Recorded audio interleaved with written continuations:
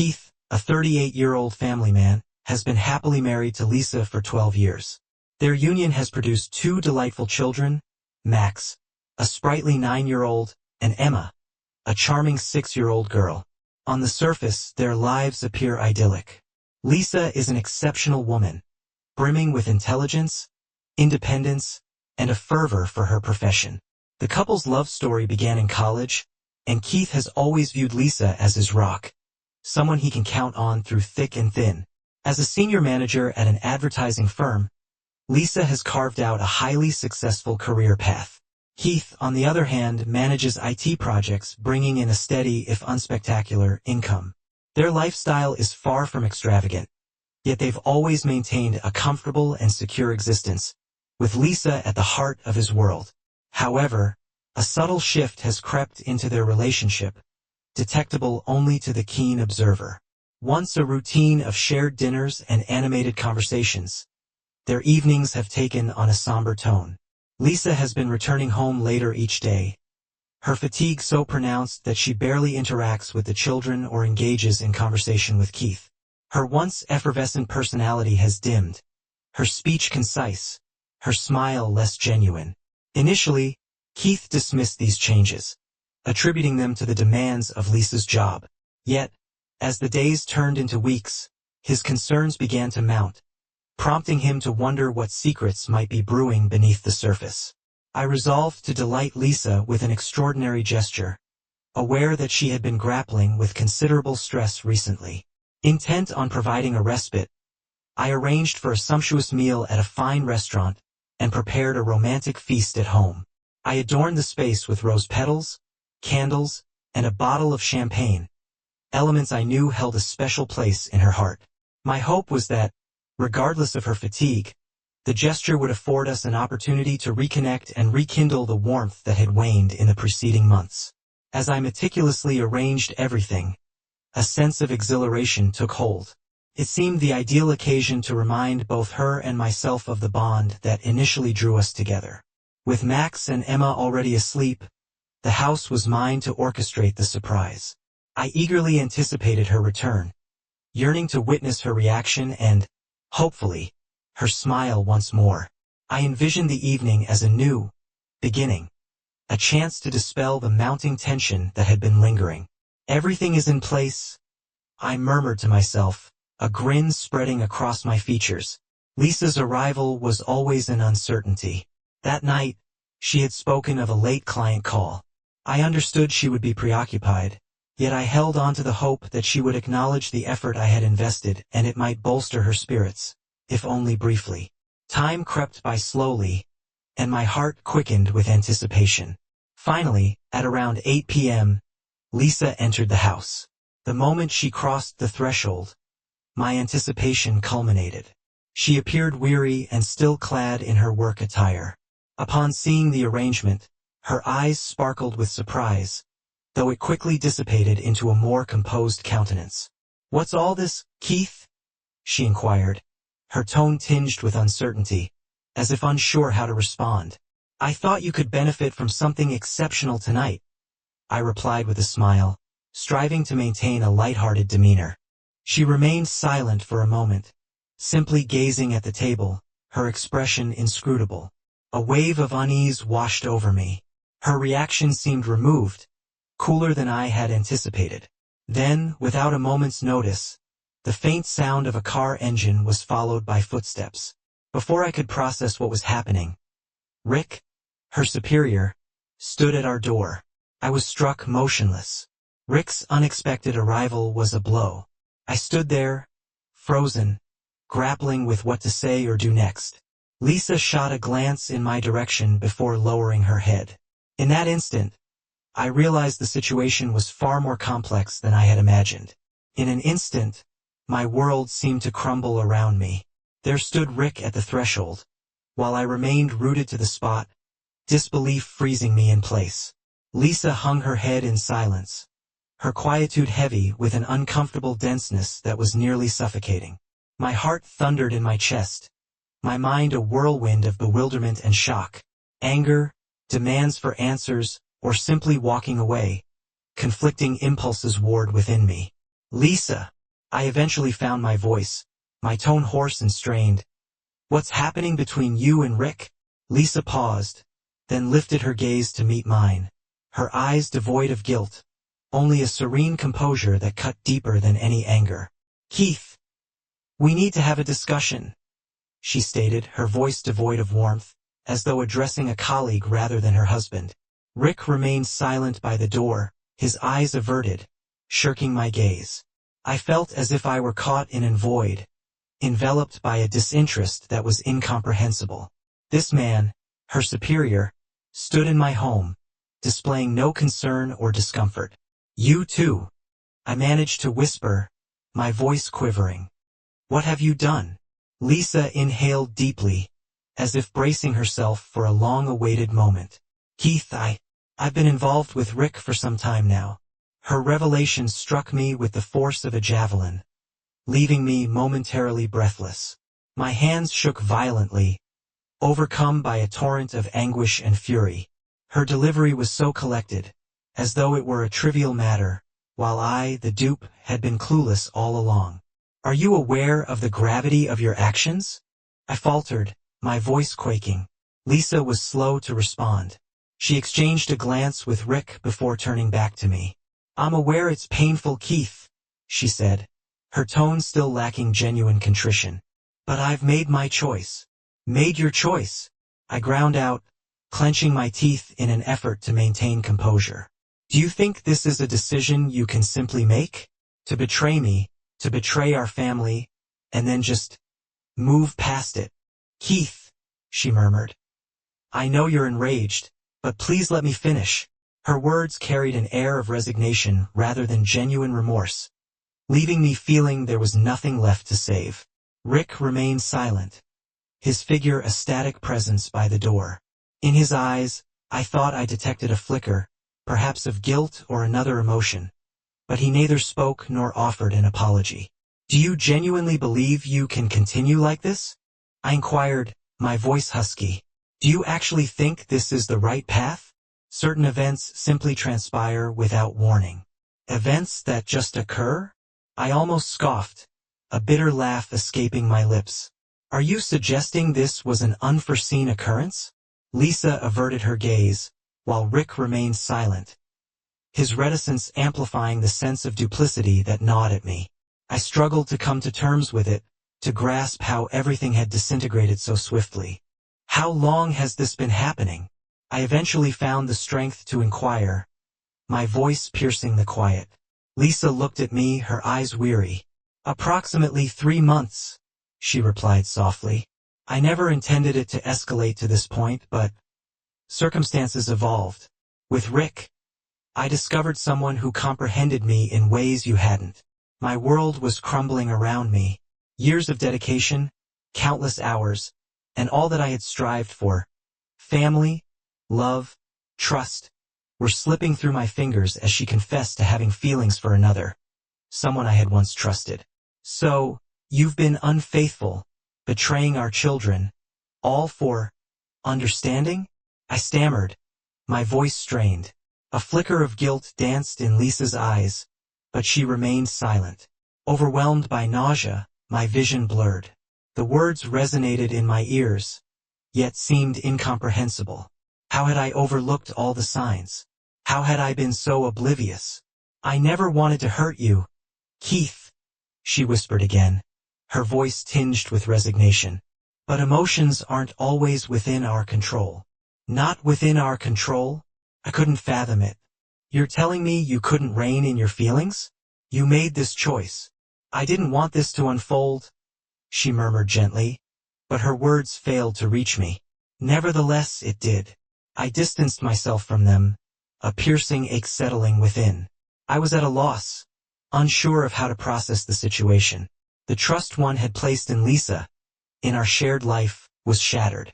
I stood amidst the debris, questioning if I could ever reconstruct my life. In the days that followed, I barely left the house. I knew I needed to compose myself and clear my thoughts, but each attempt to make sense of the chaos in my mind was met with a deluge of painful memories. Sleep eluded me every night.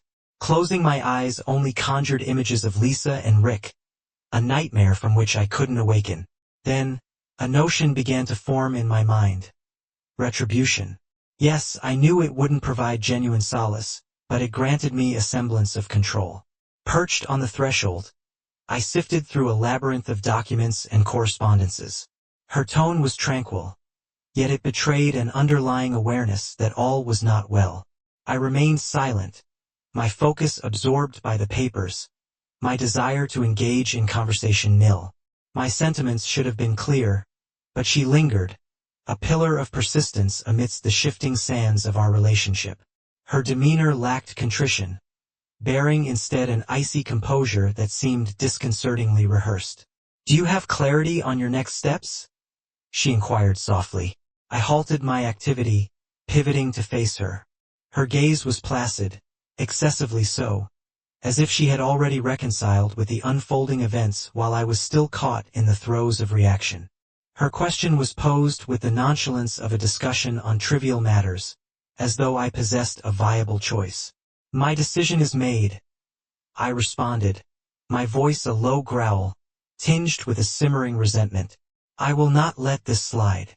Lisa's eyes met mine, and for a fleeting instant, a whisper of unease flitted across them, only to be swiftly tonied by her characteristic equanimity.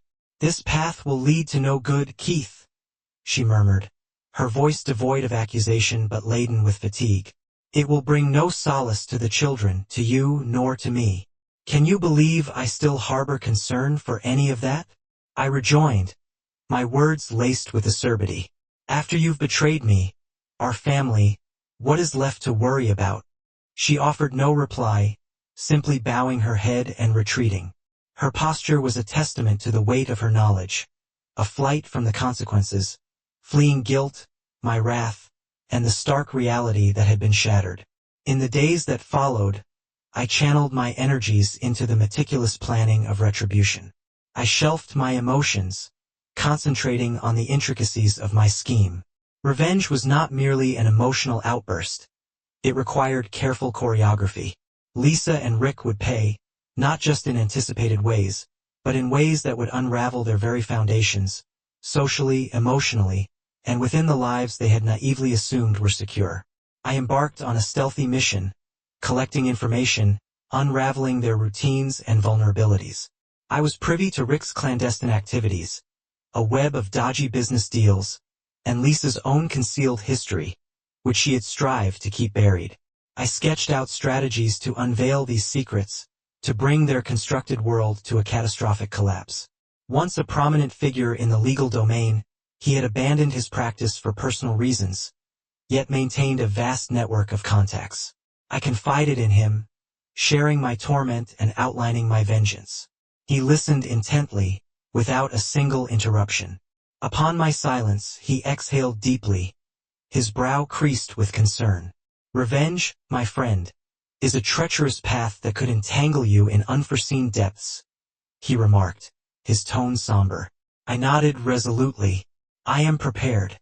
Guide me." He gazed at me for a moment before giving a slow nod. "I can furnish you with more intelligence, but be forewarned. The price of retribution may be steeper than you anticipate." His caution struck a chord within me, but I swiftly dismissed the uncertainty. Revenge was not merely about satisfaction. It was about reclaiming control and restoring my dignity. Those who had seemed invincible were soon to face the repercussions of their misdeeds. Over the subsequent weeks, I initiated my meticulously crafted plan. I engaged with Rick's subordinates, uncovering their leader's misdeeds. I delved into his financial history, searching for vulnerabilities. Concurrently, I unearthed the truth about Lisa's clandestine affairs at work, her dalliances with colleagues, including one she claimed to have severed ties with years prior. When all the pieces were in place, I did not rush to confront them. Patience was key. I was aware that their relationship appeared steadfast, yet I knew their trust was fragile.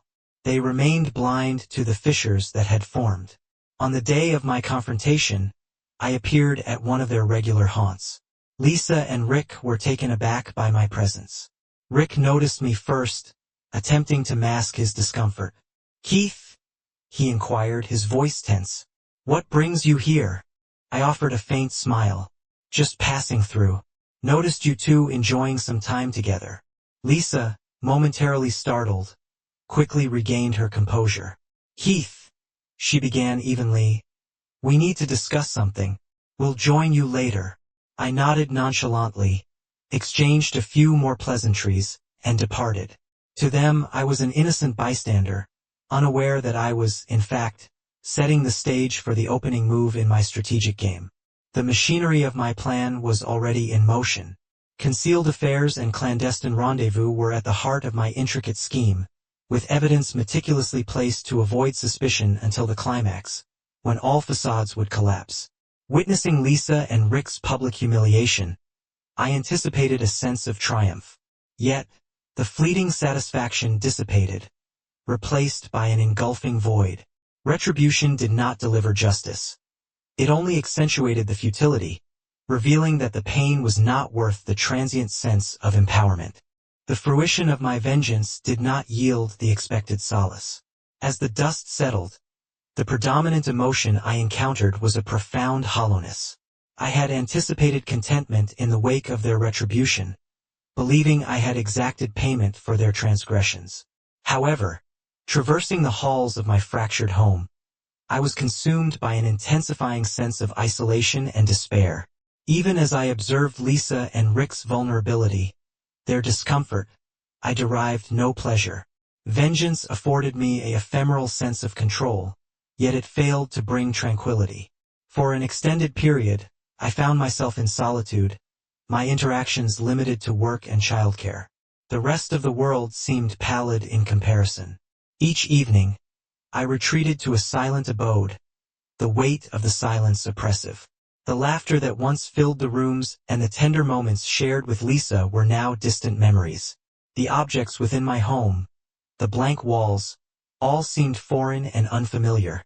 The necessity for forward momentum became undeniably clear. To remain tethered to the past would be to succumb to its shadows. I embarked on a journey of incremental change, difficult though it was, recognizing it as the path to regaining my essence.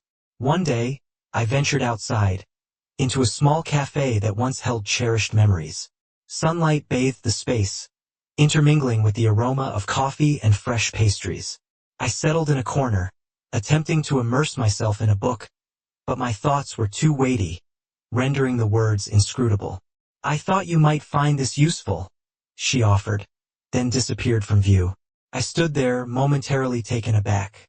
How could this unfamiliar figure perceive the void within me? She hadn't spoken a word, yet I found myself raising the cup to my lips. The comforting heat of the coffee served as a gentle reminder that life continued its relentless march. It was from that day forward that I made the cafe my daily sanctuary. While my mood didn't always lift, the secluded nook became a place of solace. There, I began to contemplate my own existence, revisiting past memories and contemplating the aspects of myself I had long overlooked. Amidst my fury, I had neglected my own well-being, mindlessly giving without preserving any sense of identity. One afternoon, an elderly woman took a seat beside me. She observed my forlorn demeanor and initiated a dialogue. "You don't appear to be here for leisure," she remarked with a smile. Taken aback, I concurred with a nod. "I'm feeling a bit lost," I confessed.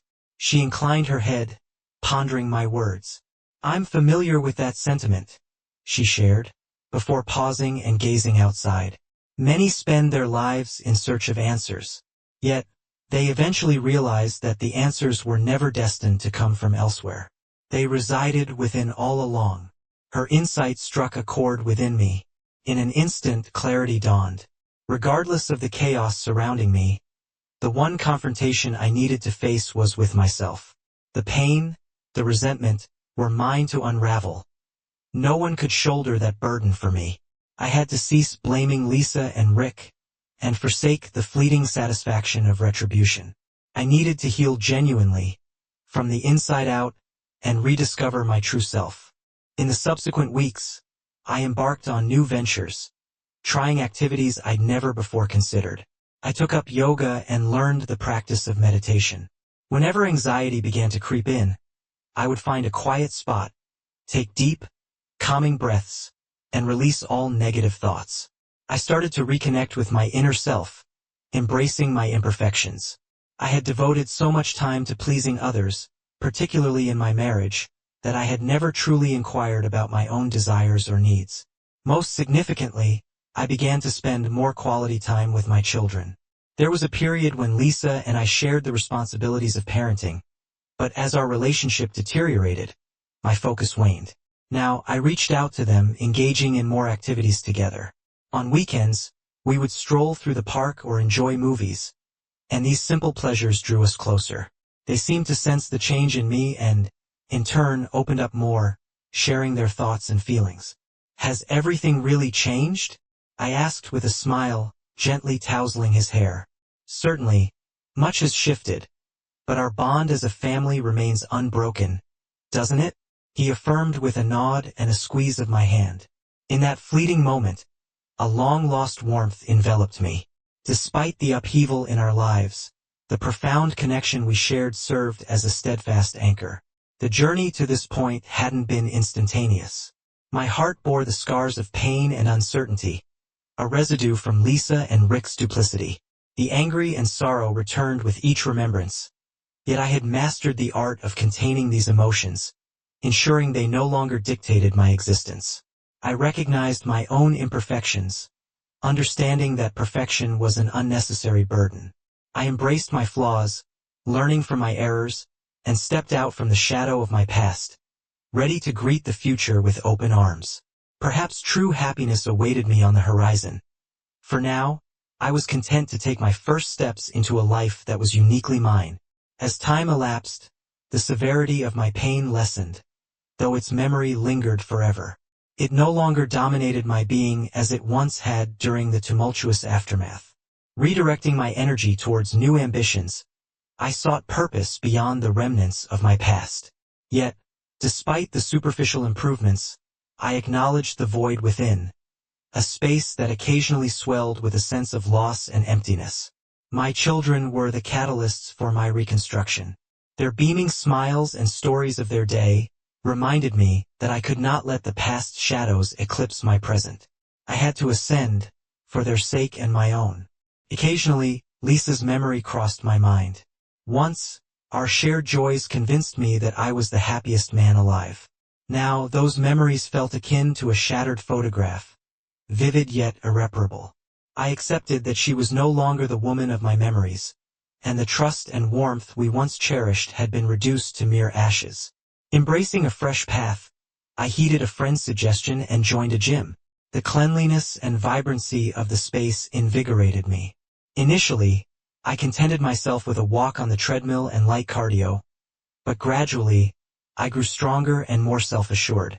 These physical transformations precipitated a shift in my mindset. I recognized that I possessed the power to redefine my life, rather than merely escaping the pain of the past. At the gym, I found solace in the counsel of a personal trainer. As I recounted my history, the sense of betrayal, and the seething anger I harbored, he listened with rapt attention. Following a prolonged silence, he gazed at me with a compassionate expression, yet refrained from dispensing immediate advice. Instead, he offered a simple yet profound observation: life waits for no one, but you possess the power to choose your path forward. His statement hit me with the force of a lightning strike. Indeed, life proceeds relentlessly, pausing for neither sorrow nor resistance. It was up to me to rise and confront it head-on. While the pain of my past could not be erased, it need not dictate my future trajectory. As my perspective began to shift, I found myself gradually recommitting to my professional endeavors. Once disinterested in my job, I started to delve into my work with renewed vigor. It presented a new set of challenges, and I began to reclaim a sense of worth. I had previously devoted much to my family, but now I was learning the art of balance. I started to value my time and accomplishments, which I had previously taken for granted. It was around this time that Samantha, a young and vibrant project manager, joined our team. Her presence infused the office with a renewed sense of vitality, breaking the previous stagnation. She reached out to me to collaborate on a novel project, introducing fresh and innovative concepts. Our interactions became frequent as we discussed the project's development, exchanged insights, and shared our experiences. Samantha's innate ability to work with others was infectious. Her genuine smile and unwavering focus served as a source of inspiration for me.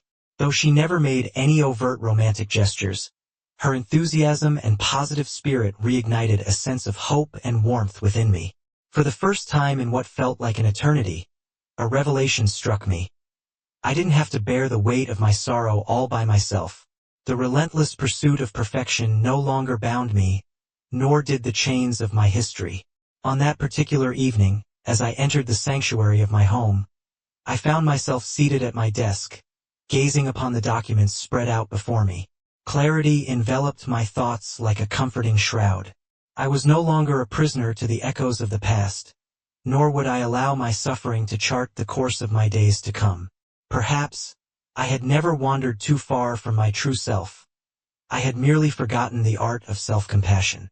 The following day, I spent the waning hours of the afternoon in the company of children at the local park. It had been a long time since I felt such tranquility. Observing them as they freely ran and their laughter danced through the air, I recognized that life was indeed advancing, and the power to choose joy still rested within me. Shortly thereafter, I embarked on the journey of rekindling connections with old friends. I no longer isolated myself from the world, but engaged actively in social gatherings, encountered new acquaintances, and welcomed fresh opportunities. Life was far from flawless, yet its pursuit remained worthwhile. Through this process, I kindled a love for myself and for life. I uncovered that genuine happiness does not originate from the validation of others or an impeccable union. It stems from inner harmony and the acceptance of my own worth. Despite the remnants of pain I carried, I understood that confronting it boldly was the key to emerging from the darkness into a future brimming with light. Months of healing passed, and I started to resurface from the gloom of that period lost in time. Life seemed to regain its vibrancy. Each day was still riddled with trials, but I had grown more resilient. The ache of bygones no longer dominated my present or future. The blow of betrayal that once crushed me had slowly been pushed aside. I came to see that recovery is not an instantaneous event. It necessitates time and tolerance. Those recollections adhered to me like a damaged photograph, vivid yet beyond repair. I found myself pondering repeatedly, why would she deceive me? How could I have been blind to her connection with Rick? One night, Alex, a long-standing friend, and I found ourselves in a bar, imbibing beverages and delving into the intricacies of my marriage. Alex was well-versed in the nuances of my relationship with Lisa, offering solace during my most trying times. You know, he remarked, taking a swig of his beer before locking eyes with me, I've always sensed you struggle with trusting others. Even within your marriage, you maintained a certain reticence. It seems you've carried that same hesitancy into all facets of your life. I offered a faint chuckle, followed by a sigh. You're onto something. Back then, I was merely kidding myself. Despite my efforts, everything unraveled. Now, I'm riddled with doubts. Not just about myself, but about everyone else. Trust is a scarcity commodity these days. There was a brief silence before Alex responded gently. Trust isn't a constant entity. It's akin to a bridge, requiring considerable time to construct but capable of being demolished in an instant. You need to extend patience to yourself and to others. I pondered his words, taking a moment to reflect. Alex was correct. I couldn't isolate myself from everyone due to Lisa's betrayal. Reestablishing trust demands time, fortitude, and a commitment to rebuilding incrementally. In the subsequent weeks, I made a conscious decision to reevaluate my connections with others. I started reaching out to old friends and family, gradually releasing the constraints I had imposed upon myself. Through this process, I recognized that while I couldn't place complete trust in everyone, I was beginning to engage with others with a more open and forgiving perspective. I abandoned my expectations of perfection and learned to embrace the imperfections and vulnerabilities of those around me. Reflecting on my marriage and my present circumstances, I am reminded of the unwavering support provided by my mother. Her nurturing presence has consistently offered solace. You've traversed a considerable distance since those gloomy days, Keith, she remarked with a gentle tone. It's crucial to grasp that trust isn't something that materializes spontaneously. It necessitates both self-patience and patience with others. I acknowledged her wisdom with a nod. I comprehend that. Trust is akin to a seed. It must be sown within one's heart to flourish. I once hastened my healing process, but now I recognize that it requires time. A loving gaze met mine as she smiled. Your resilience has been remarkable. I am truly proud of you.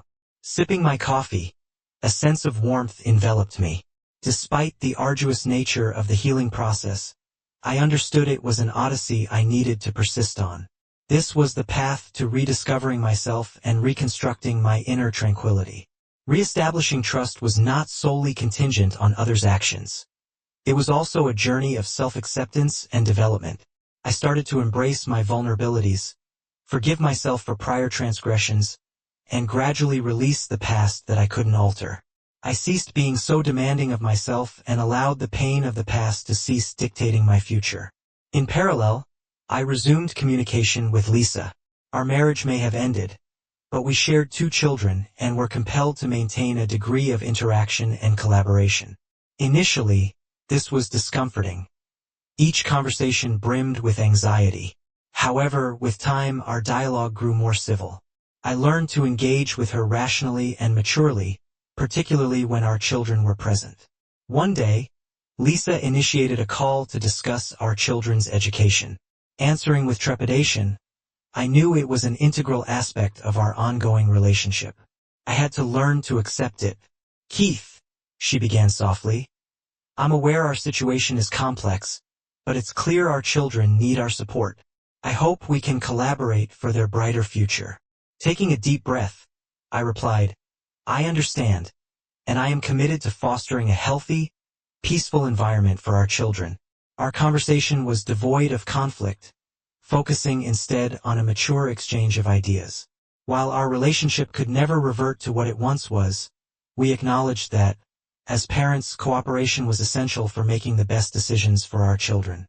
Trust began to seep back into my life incrementally.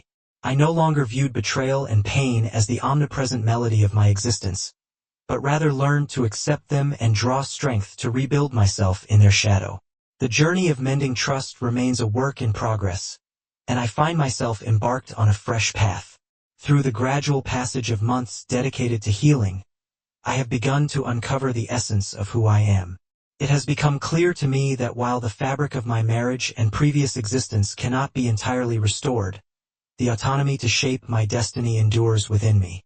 A sense of fearlessness, now seasoned with maturity and depth, has started to reclaim its place in my heart. I am aware that irrespective of my ordeal, life stands poised, awaiting my steps forward, inviting me to embrace experiences and transformations.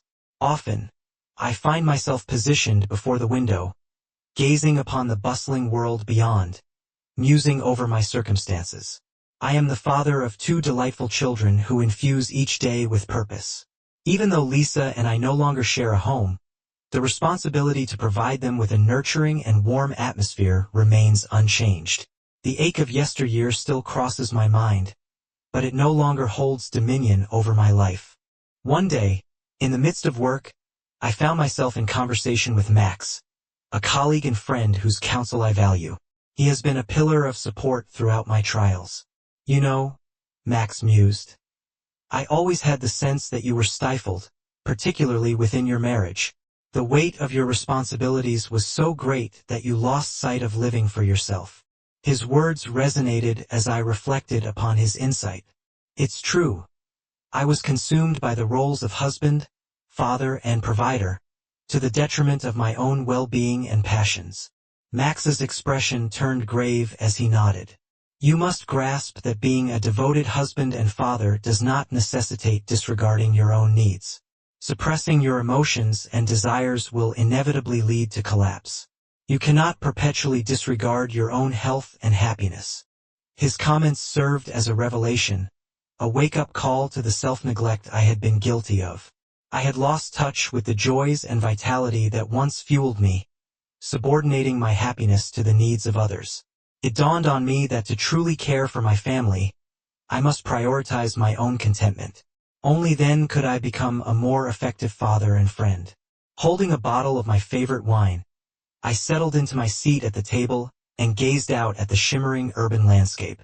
In that moment, clarity struck. I need not lug the burden of bygones and the ache they bring for the remainder of my days. A fresh start was within reach, one where I could carve out a destiny uniquely my own. Several days on, I found myself at the park with my children. A light drizzle failed to dampen their spirits as they darted around with unbridled joy. Watching their infectious grins from my spot on the grass, an elusive tranquility washed over me. It was then I knew, regardless of what the future might bring, I retained the power to craft the life I desired and to engage in pursuits that stirred my soul. Emboldened by the day's delight with my kids, I felt compelled to reimagine my future. No longer did I wish to dwell in the shadow of yesteryears, allowing past failures and betrayals to shape my narrative. I embarked on a journey of introspection, reassessing my career trajectory, my passions, and my very approach to life. Dreams long neglected began to sprout and flourish anew. The following day, I reached out to an esteemed mentor from my collegiate years. Our rapport had weathered the years, and he had always been a guiding light during my moments of uncertainty. "Keith," he began, his tone tinged with concern, "I'm aware times are tough, but remember life extends beyond the dissolution of your marriage. You possess immense potential and a wealth of opportunities await you. Most significantly, never allow someone or something to dictate your future. You are the architect of your own destiny." His words were a revelation, lifting a heavy weight from my shoulders. The constraints of past pain no longer held me captive. My identity no longer revolved solely around my marriage. The horizon of my life was broad, filled with untapped potential. I vowed to chase the dreams that had lay dormant amidst the commitments of my marriage and family life. The weight of marital and familial obligations had long overshadowed my creative pursuits. I fondly recall the nights in college spent writing until the early hours, driven not by any anticipation of reward, but simply by the need to articulate my thoughts and emotions. It was during a recent workshop that I reignited that long-dormant passion. On the inaugural day, my nerves were palpable, yet as I settled into my seat and my fingers touched the keyboard, a flood of liberating creativity washed over me. I embarked on a journey to narrate my own tale, distilling years of hardship and growth into my prose. This mode of expression was nothing short of emancipating. It revealed to me that the pain of my past was not an anchor, but rather an integral part of my narrative, propelling me forward. Throughout this phase of healing, I embraced the serenity of solitude, shedding the former dread of being alone or the perception that seclusion was a weight. Rather, I found solace in the tranquil intervals, recognizing that they offered clarity on my genuine needs. Concurrently, I turned my attention to nurturing my physical well-being. For many years, I had overlooked the importance of exercise and nutrition, yet I started to run with regularity and maintain my fitness, progressively revitalizing my body's vigor. I came to understand that robust health underpins all my aspirations. My life underwent a gradual metamorphosis, far from flawless yet far more gratifying. Little by little, I rediscovered a sense of joy that had eluded me for so long, a joy that originated from within, not contingent upon external affirmations. I grasped that the essence of life does not revolve around the pursuit of flawlessness, but rather about achieving equilibrium amidst imperfection. Amidst this odyssey, I encountered loss, duplicity, and suffering, yet I also mastered the art of release, of resurgence. While the past was immutable, my approach to the future was within my control. I would persevere on this odyssey, bearing the scars and growth, the rejuvenated self-assurance and optimism, and I would strive toward the morrow that awaited me.